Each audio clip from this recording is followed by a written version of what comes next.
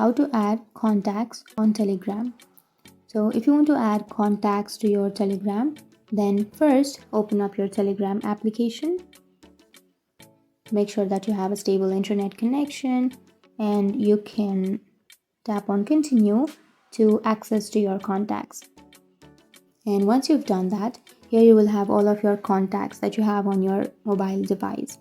And if you want to add someone, then what you can do is you can go for your phone, you can go for your contacts, and here you need to add a contact. So simply add someone,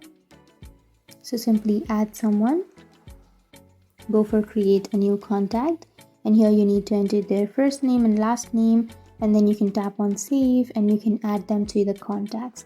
And once you add them to your contacts, now you can go to your Telegram, and here you will have a pencil shaped icon on the bottom right. Tap on that pencil shaped icon and then choose that person. So for example, I have just saved this person right now. So after saving that, you will have this person's Telegram, and now you can go for message and then you can message them.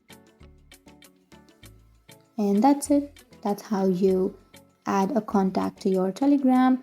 And if you have any questions, feel free to comment below. Thanks for watching.